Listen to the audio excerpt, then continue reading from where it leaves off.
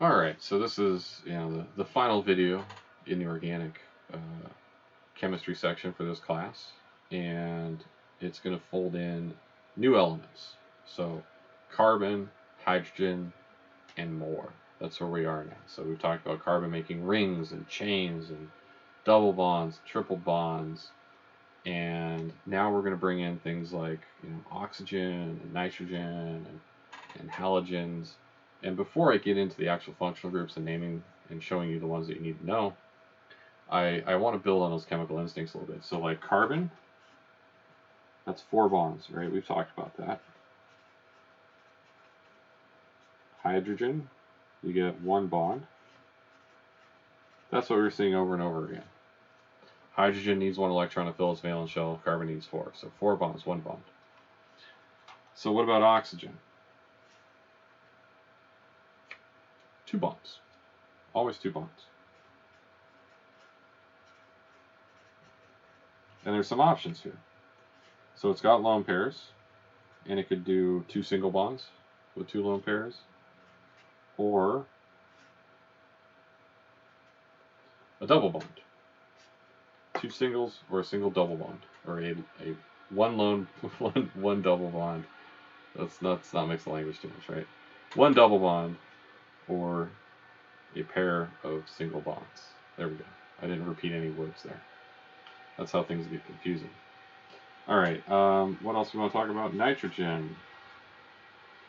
What is nitrogen going to do? We can take a second look at the periodic table, and hopefully you can see that it will make 3 bonds. And so it's going to have a lone pair on it, but only 1. Oxygen have 2. And it can do 3 single. It can do a double and a single, or a triple bond. So there's 3 things we can do with nitrogen. But it's always going to make 3 bonds. Okay, and then, halogens, such as chlorine, they'll all behave the same. They just make 1 bond. So they'll have 3 lone pairs, and they make 1 bond. So these bonds could be to carbons or hydrogens or whatever. Just depends.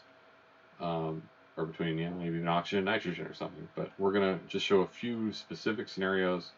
We're going to name them. But this is just to help you kind of understand where we're going. So, we talked about these first 2 quite a bit in the last 2 videos. That's what we're showing over and over and over again.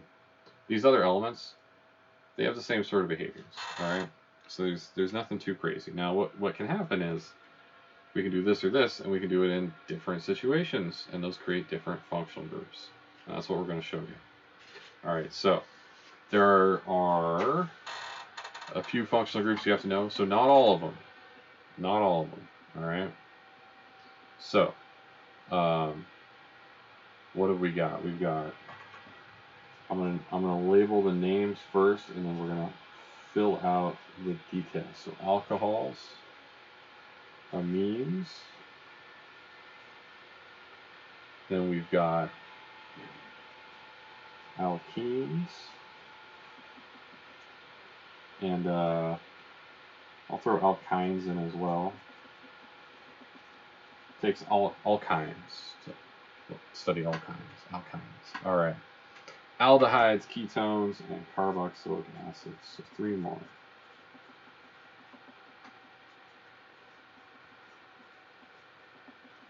And carboxylic acids. So these are not all the functional groups that exist. These are just the ones that we're going to talk about in this class. These are the ones that you'll be expected to know when you're being quizzed or tested on material.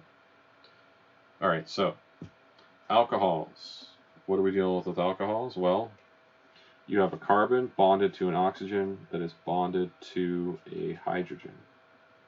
And this carbon, has 3 bonds left over, so it could bond to other carbons, or it could just be 3 hydrogens, or it could be other alcohol groups. But this right here That's your telltale sign of an alcohol. So, how do we represent that in something like a Lewis structure? Well, actually, I showed you Lewis structures. How do we represent it in a condensed formula? Well, this would just be COH. We want to make sure that that OH is in order. And then a Lewis drawing. So let's see, let's keep this simple. Let's actually do a compound here. So we got something like CH3, CH2, OH. Okay? And the line drawing for that would be the following. So we got CH3, CH2, and then we show bonds between carbon and other elements. So there's not a carbon here, it's an oxygen because I wrote an oxygen at the end of the line. So if it's not labeled, like these are unlabeled endpoints, it's carbon. If it's labeled, it's oxygen.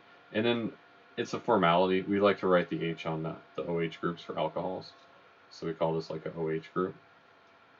Okay, so you see a oxygen coming off of a carbon with a hydrogen on the oxygen on the other end. That's an alcohol. If it's got something else like another carbon there, that's another group. It's not in the list, but that is known as an ether. So, like I said, I'm not showing all of them. All right, so amines are going to be when we have a carbon.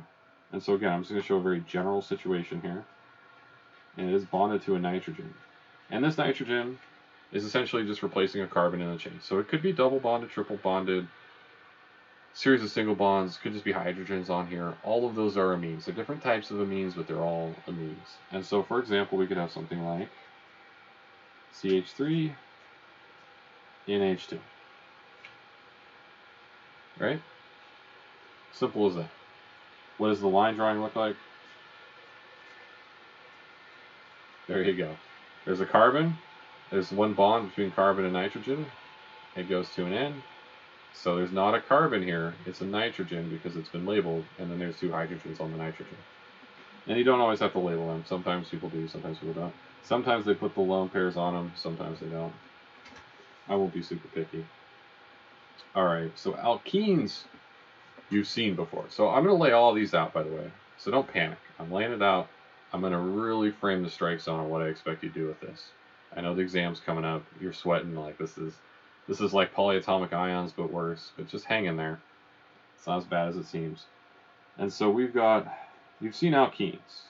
Carbon, carbon, double bonds. And you've seen alkynes. These are carbon, carbon, triple bonds. And to make it clear what I'm doing over here, this would be like CH2,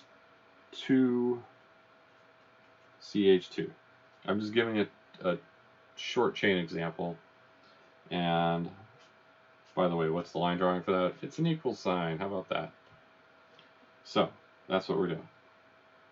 So what's this guy look like? Well, it's going to be CH,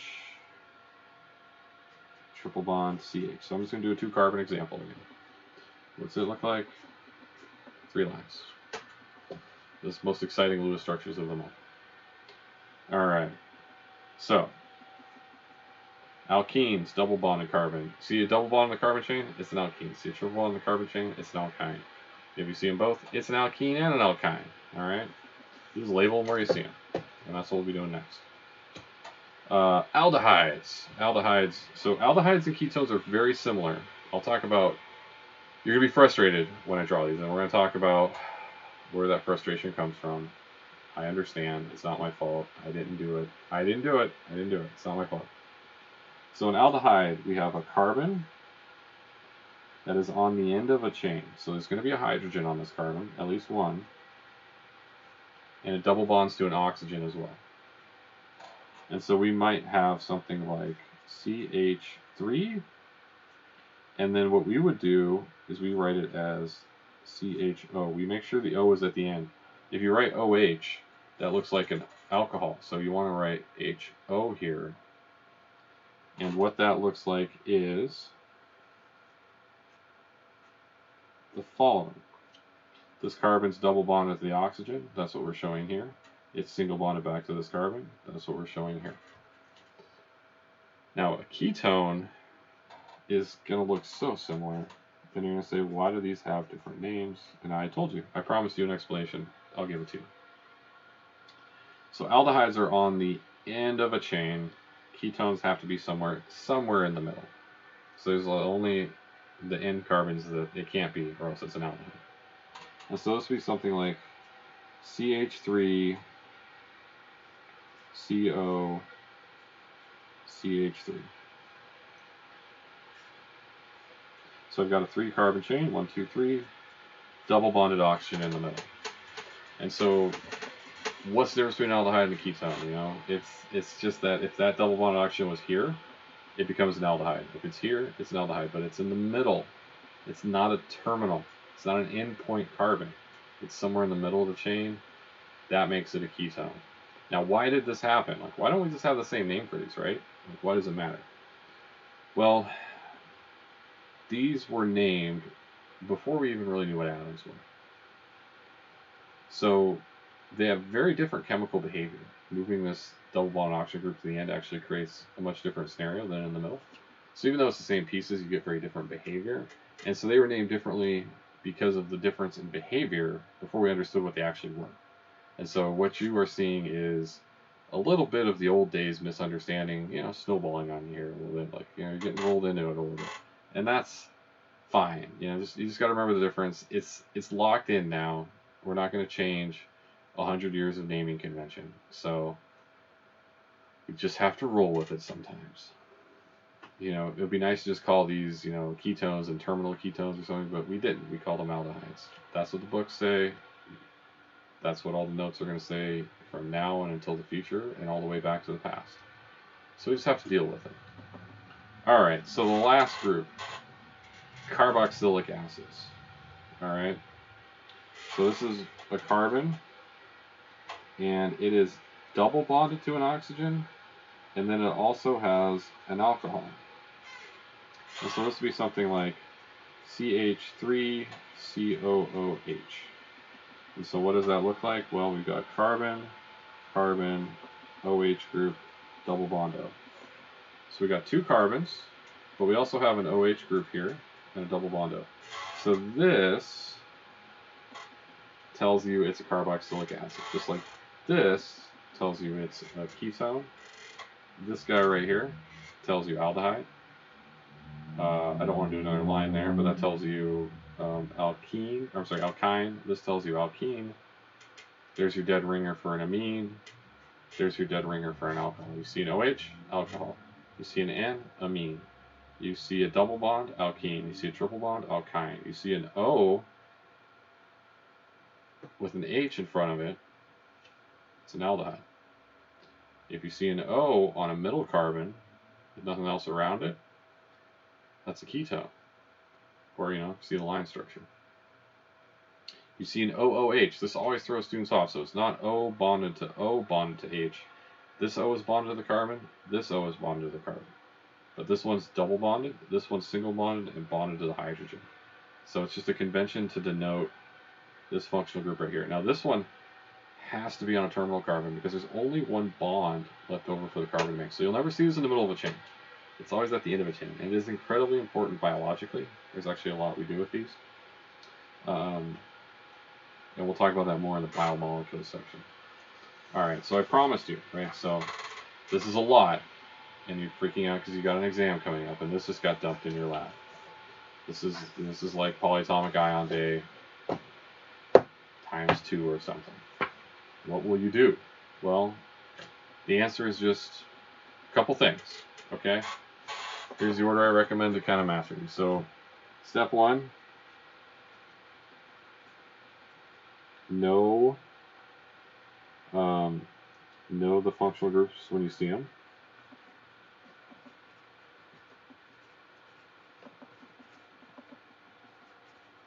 Basically, it's going to be circle and label.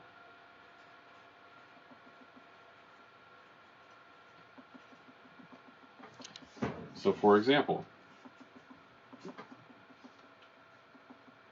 let's say we have a nice carbon ring. What does a carbon ring look like in a line structure? There you go. Okay, and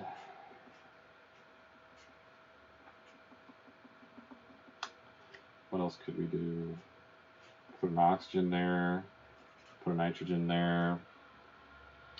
That's a nice little molecule. What else could I work into it? Oh, yeah. Let's see.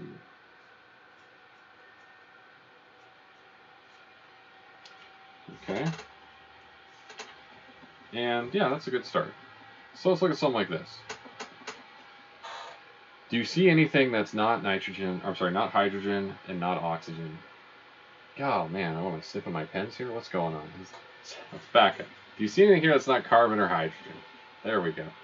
Man, these Sharpies. I'm in an enclosed room. I need more ventilation.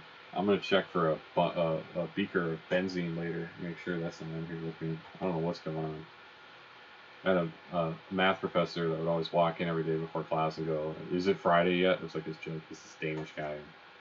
And let's see, it was a Monday, Wednesday, Friday class. So 1/3 of the time he nailed it. But I can see why he'd ask that question now. I'm feeling the Friday today, apparently. All right. Oh man, have I got stories about that guy. I probably shouldn't put them on the internet. They're not. They're not highly. I don't. They're not good. I will say that. If you take class live with me, you'll hear some stories that I will not put on the internet. Okay. So, we look at this. We go, yeah. There's some stuff that's definitely not just carbon and hydrogen here. So I'm going to switch up. I'm going to use just a regular little pen here to kind of differentiate what I'm circling. So like, oh, this looks like it's not just carbon and hydrogen. That looks like a functional group. Also, this looks funny. This looks funny. This looks funny right here. This looks funny right here. Turns out they are a package deal. Okay, and then we label. So circle, done, and then label. Okay. What's this? What is it when we have a nitrogen? Maybe you want to look at your list for a second. I don't know. But that's an amine. Also known as amino. Another name for it. Here is an alkene. What's this? This is a tricky one. So, is that a ketone or an aldehyde? Is this an end of a carbon chain? Is there an end to a carbon chain on this ring? No, so it's got to be a ketone. Okay. And then this guy right here is a carboxylic acid. So that one's tricky. You gotta look for the double bonded O and the OH. So double bonded O's. You see any double bonded O's? Pause and take your time. N amine, double bond alkene. If you just see an OH all by itself, alcohol. But if you see with the double bonded O, carboxylic acid. So that's all you gotta do. Know your functional groups when you see them. So that means circle and label. And then just for fun, let's bring back our old dipole arrows for a second. Are there any polar bonds in this molecule? This is out of left field, I know, but I like to review. The answer is yes. So, these carbon-carbon bonds, they're nonpolar.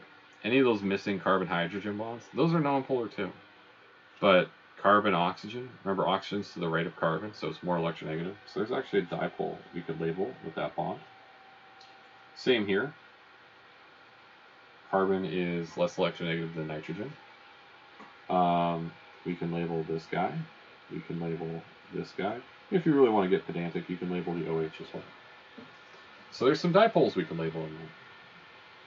So we label the polarity. So remember, the arrow points to the more electronegative element because that's going to be hogging the electrons. So they're going to shade that way. And what's left behind is the slightly positive area. A little bit more negative here, a little bit more positive here. So that's what we were doing. So that's an important idea. I didn't want it to go away. I saw an opportunity. I took it. Deal with it. All right. So, what else can you do? Well, you can convert between Lewis structures, condensed structures, and line structures.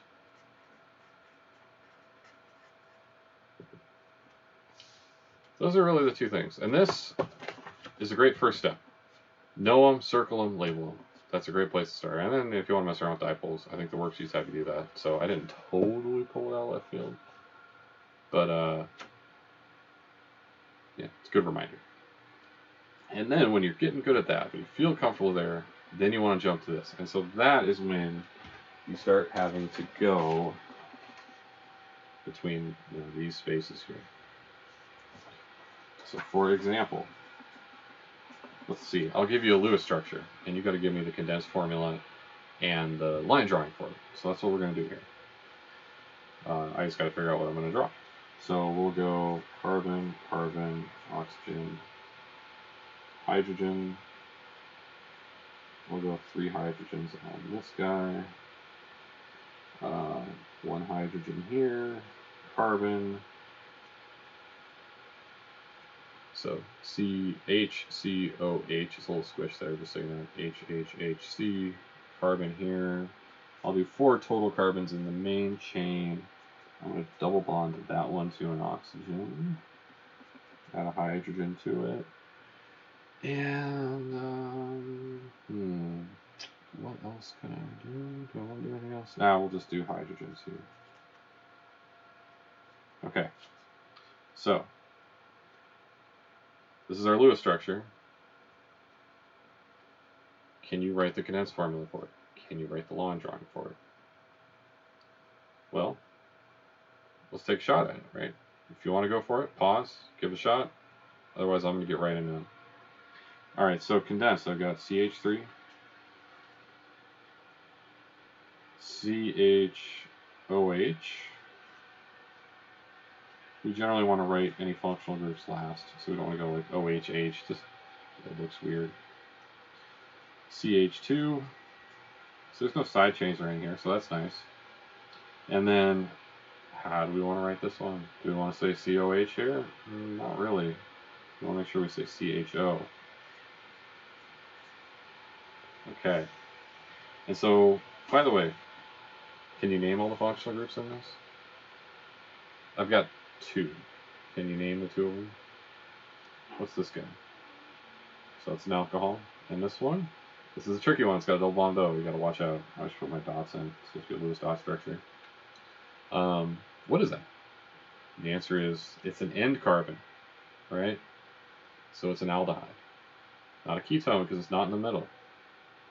So you got to watch out. All right, my line drawing. I've got 1, 2, 3, 4 carbons, all single bonds. So 1, 2, 3, 4. There's my backbone. I'm not done. All right, and on my second carbon, I have an alcohol group. So I just go line OH. And so that line means that that is a bond between carbon and oxygen. All right, and then on the end, I have a double bonded oxygen for the aldehyde. So that's what we do.